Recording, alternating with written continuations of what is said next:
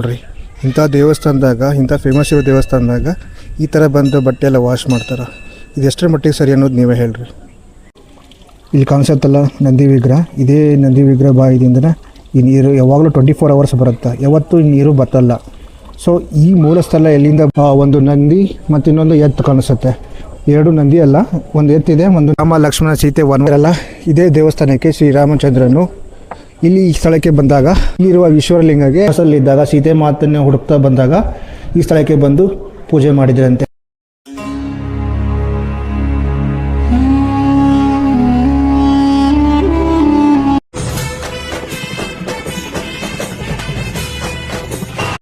ರಾಮಾಯಣ ಬಗ್ಗೆ ನೀವೆಲ್ಲ ಕೇಳಿರ್ತೀರಾ. ಹಾಗೆ ರಾಮ ಲಕ್ಷ್ಮಣ ಸೀತೆ ವನವಾಸದಲ್ಲಿದ್ದಾಗ ಅನೇಕ ಸ್ಥಳಗಳಿಗೆ ಭೇಟಿ ಕೊಟ್ಟಿರೋದನ್ನು ನೀವು ಕೇಳಿರ್ತೀರಾ. ಸೊ ವನವಾಸದಲ್ಲಿದ್ದಾಗ ಸೀತಾಮಾತನ ರಾವಣ ಅಪಹರಿಸ್ತಾನೆ. ಸೊ ಸೀತಾಮಾತನ ಹುಡುಕ್ತಾ ರಾಮ ಲಕ್ಷ್ಮಣ ಈ ಸ್ಥಳಕ್ಕೆ ಬರ್ತಾರೆ. ರಾಮ ಲಕ್ಷ್ಮಣ ಹಾಗೆ ಸೀತೆಯನ್ನು ಹುಡುಕ್ತಾ ಬರುವಾಗ ಈ ಸ್ಥಳಕ್ಕೆ ಬಂದ್ರಂತೆ. ಈ ಸ್ಥಳದಲ್ಲಿ ಯಾವುದೇ ತರಹದ ನೀರು ಇರಲಿಲ್ಲಂತೆ. ಸೊ ಆ ಟೈಮ್ದಾಗ ಶ್ರೀರಾಮನು ತನ್ನ ಬಾಣವನ್ನು ಹೂಡಿ ನೀರನ್ನ ಚಿಮ್ಮಿಸಿದ್ರಂತೆ. ಸೊ ಅವಾಗಿನಿಂದ ಈ ಕೆರೆ ಇದೆ ನೋಡಿ ಸ್ನೇಹಿತರೆ, ಅಲ್ಲಿ ಮೇಲ್ಗಡೆ ಕಾಣಿಸುತ್ತಲ್ಲ, ಆ ಗುಡ್ಡದಿಂದ ಬಾಣವನ್ನು ಹೂಡಿದ್ರಂತೆ. ಅಲ್ಲಿ ಜರಿಯಾಗಿ ಹರಿಯುತ್ತೆ ನೀರು, ಬಂದು ಇಲ್ಲಿ ಸ್ಟಾಕ್ ಆಗ್ತೈತೆ.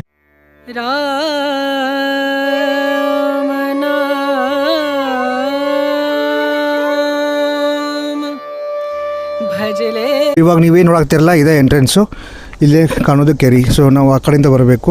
ಬಂದ ತಕ್ಷಣ ಈ ಥರ ಪಾರ್ಕಿಂಗ್ ಏರಿಯಾ ಸಿಗ್ತೈತೆ ನಿಮಗೆ. ಇಲ್ಲಿ ನಾವು ವೆಹಿಕಲ್ಸ್ ಎಲ್ಲ ಪಾರ್ಕ್ ಮಾಡ್ಬೋದು. ಮುಂದೆ ಕಾಣೋದು ದೇವಸ್ಥಾನ. ಬನ್ನಿ ದೇವಸ್ಥಾನಕ್ಕೆ ಹೋಗೋಣ. ಬಂದ ತಕ್ಷಣ ನಿಮಗೆ ಈ ಥರ ಮೆಟ್ಲುಗಳು ಕಾಣಿಸ್ತಾವೆ, ನೀವು ನೋಡ್ಬೋದು.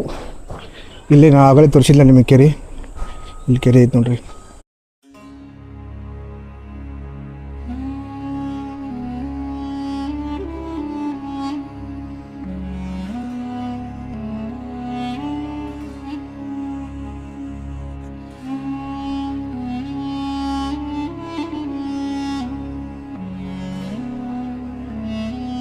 ಇಲ್ಲ ನೋಡ್ಬೋದು, ಎಲ್ಲ ಕಡೆನೂ ಬರೀ ಆಲದ ಮರನ ಕಾಣ್ತಾವೆ. ಇವಾಗ ನೀವು ಏನು ನೋಡಕತ್ತೀರಲ್ಲ, ಇದೇ ದೇವಸ್ಥಾನಕ್ಕೆ ಶ್ರೀರಾಮಚಂದ್ರನು ಇಲ್ಲಿ ಈ ಸ್ಥಳಕ್ಕೆ ಬಂದಾಗ ಇಲ್ಲಿರುವ ಈಶ್ವರಲಿಂಗಗೆ ಪೂಜೆ ಮಾಡಿದ್ರಂತೆ.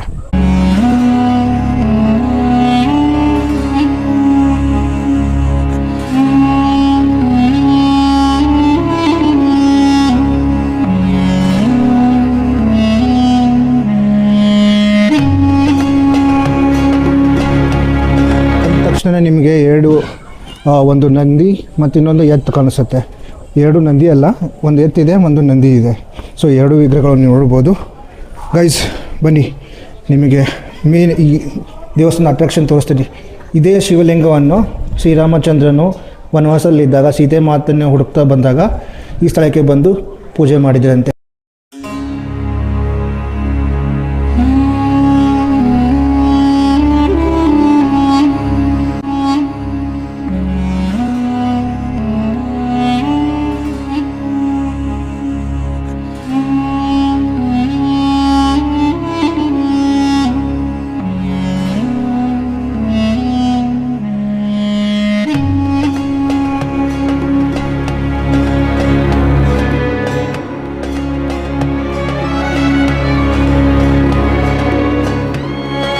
ಇವಾಗ ನೀವೇನು ನೋಡಕತ್ತಾರಲ್ಲ, ಇದು ಬ್ರಹ್ಮಲಿಂಗೇಶ್ವರ ದೇವಸ್ಥಾನ.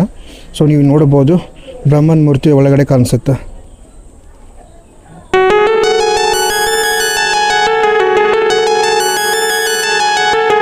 ಸೊ ಇವಾಗ ನಾನು ಶ್ರೀರಾಮಚಂದ್ರನ ಬಾಣ ಹೊಡಿರೋ ಜಾಗ ಮತ್ತು ಆಮೇಲೆ ಅಲ್ಲಿಂದ ಇವಾಗಿನವರೆಗೂ ನೀರು ಹಂಗೆ ಹರ್ಕೋಂತ ಬರತ್ತಿತ್ತಂತೆ. ಬಟ್ ಅದು ಮೂಲ ಎಲ್ಲೈತಂತ ಯಾರಿಗೂ ಇನ್ನೂ ಕಂಡಿಡಿಯೋಕ್ಕಾಗಿಲ್ಲ. ಬಟ್ ಇನ್ನೂವರೆಗೂ ಆ ನೀರು ಹರ್ಕೋಂತ ಬರಾಕತ್ತೈತಿ. ಸೊ ಅವಾಗ ನಿಮಗೆ ಕೆರೆ ತೋರಿಸಿದಿಲ್ಲ. ಸೊ ನಾನು ಹಿಂಗೆ ನೋಡ್ಬೋದು, ಕೆರೆ ಐತಿ. ಸೊ ಈ ಕೆರೆ ನೀರು ಎಲ್ಲಿಂದ ಬರುತ್ತೆ ಅಂತ ಯಾರಿಗೂ ಗೊತ್ತಿಲ್ಲ. ಬಟ್ ಅಲ್ಲಿ ನಂದಿ ವಿಗ್ರಹ ಐತಿ. ನಂದಿ ವಿಗ್ರಹ ಅಂದರೆ ಆ ಬಾಯಿಯಿಂದ ನೀರು ಬರ್ತೈತಿ, ತೀರ್ಥ ಬರ್ತೈತಿ. ಸೊ ಆ ತೀರ್ಥನೇ ಈಗ ರಾಮತೀರ್ಥ ನಗರ ಅಂತ ಈ ಹೆಸರು ಇಟ್ಟಾರೆ ಈ ನಗರಕ್ಕೆ. ಸೊ ಈಗ ಗುಡಿ ಹೆಸರು ರಾಮತೀರ್ಥ ಗುಡಿ ಅಂತಲೇ ಕರೀತಾರೆ. ಸೊ ಬನ್ನಿ, ನಾನು ನಿಮಗೆ ಅದು ನಂದಿ ವಿಗ್ರಹ ತೋರಿಸ್ತೀನಿ, ಎಲ್ಲಿ ಬರ್ತೈತಲ್ಲ ಆ ವಿಗ್ರಹ. ಹೂಡಿದ ಬಾಣದಿಂದ ನೀರು ಬರುತ್ತೆ ಅಂತ ಹೇಳಿದ್ದೇನಲ್ಲ, ಅದು ಇದೇ ಸ್ಥಳ ನೋಡಿ ಗೈಸ್. ಇಲ್ಲಿ ಕಾಣಿಸುತ್ತಲ್ಲ ನಂದಿ ವಿಗ್ರಹ, ಇದೇ ನಂದಿ ವಿಗ್ರಹ ಬಾಯಿದಿಂದ ಈ ನೀರು ಯಾವಾಗಲೂ 24 hours ಬರುತ್ತೆ, ಯಾವತ್ತೂ ಈ ನೀರು ಬತ್ತಲ್ಲ. ಸೊ ಈ ಮೂಲ ಸ್ಥಳ ಎಲ್ಲಿಂದ ಬರುತ್ತೆ ನೀರು ಅನ್ನೋದು ಇನ್ನೂವರೆಗೂ ಯಾರಿಗೂ ಫೈಂಡ್ ಔಟ್ ಮಾಡೋಕ್ಕಾಗಿಲ್ಲ. ಸೊ ಈ ನೀರು ಒಂಥರ ತೀರ್ಥ ಆಗಿಯೂ ಇಲ್ಲಿ ಸ್ವೀಕರಿಸ್ತಾರೆ ಇಲ್ಲಿ ಜನ. ಹೀಗಾಗಿ ಈ ಸ್ಥಳಕ್ಕೆ ರಾಮತೀರ್ಥ ನಗರ ಅಂತಲೂ ಕರೀತಾರೆ. ಸೊ ಈ ದೇವಸ್ಥಾನಕ್ಕೆ ರಾಮತೀರ್ಥ ದೇವಸ್ಥಾನ ಅಂತಲೂ ಕರೀತಾರೆ. ನೀವು ನೋಡ್ಬೋದು ಈ ಥರ ಇದೆ.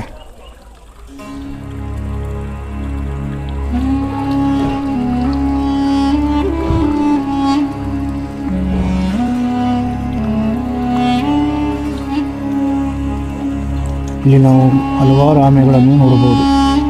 ಇಷ್ಟಕ್ಕೊಂದು ಆಮೆಗಳು ನೋಡ್ರಿ ಇಲ್ಲಿ. ಬಟ್ ಒಂದು ಥಿಂಗ್ ಏನಪ್ಪ ಹೇಳ್ಬೇಕಂದ್ರೆ ಈ ಥರ ನೋಡ್ರಿ, ಇಂಥ ಪವಿತ್ರ ಸ್ಥಳಕ್ಕೆ ಬಂದ್ರೂ ಪ್ಲಾಸ್ಟಿಕ್ ಹಾಕ್ತಾರೆ, ಆಮೇಲೆ ಕಸ ಕಡ್ಡಿರುತ್ತೆ. ಇದನ್ನ ಕ್ಲೀನಾಗಿ ಮೇಂಟೈನ್ ಮಾಡಬೇಕು. ಕ್ಲೀನಾಗಿ ಇಲ್ಲೇ ಇಲ್ಲ ಇದು. ಈ ಪ್ಲೇಸು ನಮ್ಮ ಬೆಳಗಾವಿದಾಗ ಎಷ್ಟು ಫೇಮಸ್ ಐತೆ ಅಂತಂದ್ರೆ ಎಲ್ಲರ ಬೆಳಗಾವಿ ಲೊಕಲಿಟಿಗೆ ಗೊತ್ತು. ಬಟ್ ಇದನ್ನು ಸ್ವಲ್ಪ ಕ್ಲೀನಾಗಿ ಇಟ್ಕೋಬೇಕು. ಈ ಥರ ಅಲ್ಲಿ ಎಲ್ಲ ನೋಡ್ರಿ ಅಲ್ಲೆಲ್ಲ ಬಟ್ಟೆ ವಾಶ್ ಮಾಡ್ತಾರೆ ಇದನ್ನು ನೀರು ತೊಗೊಂಡು. ಆಮೇಲೆ ಈ ಮೇಂಟೆನೆನ್ಸೇ ಇಲ್ಲ ಫಸ್ಟ್ ಆಫ್ ಆಲ್ ಹೇಳ್ಬೇಕಂತಾರೆ ಈ ದೇವಸ್ಥಾನಕ್ಕೆ.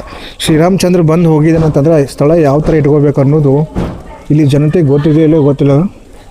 ಬಟ್ ಅದೊಂದು ಏನಿದೆಯಲ್ಲ ಡ್ರಾಬ್ಯಾಕು ಈ ದೇವಸ್ಥಾನದ್ದು. ಸೊ ಅದನ್ನು ಸ್ವಲ್ಪ ಇಂಪ್ರೂವ್ ಮಾಡ್ಕೊಂಡ್ರೆ ಇನ್ನೂ ಚಲೋ ಕಾಣಿಸ್ತೈತಿ ಈ ದೇವಸ್ಥಾನ. ಸೊ ನೀವು ಯಾರಾದರೂ ಈ ದೇವಸ್ಥಾನಕ್ಕೆ ವಿಸಿಟ್ ಕೊಡಬೇಕಂತಂದ್ರೆ ಸಾಟರ್ಡೆ ಅಥವಾ ಸಂಡೇ ಬರ್ರಿ. ಇದೊಂದು ಪಿಕ್ನಿಕ್ ಸ್ಪಾಟ್ ಅಂತೂ ನಾವು ಕನ್ಸಿಡರ್ ಮಾಡ್ಬೋದು.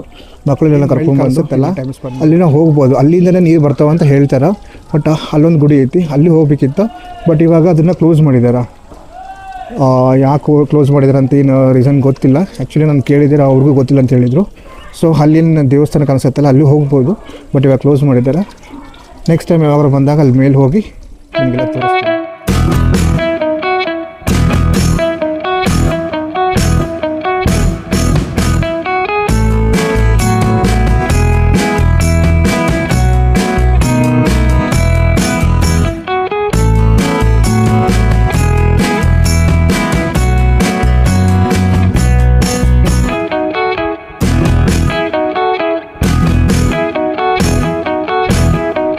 ದೇವಸ್ಥಾನದಾಗ ಇಂಥ ಫೇಮಸ್ ಇರೋ ದೇವಸ್ಥಾನದಾಗ ಈ ಥರ ಬಂದು ಬಟ್ಟೆ ಎಲ್ಲ ವಾಶ್ ಮಾಡ್ತಾರೆ.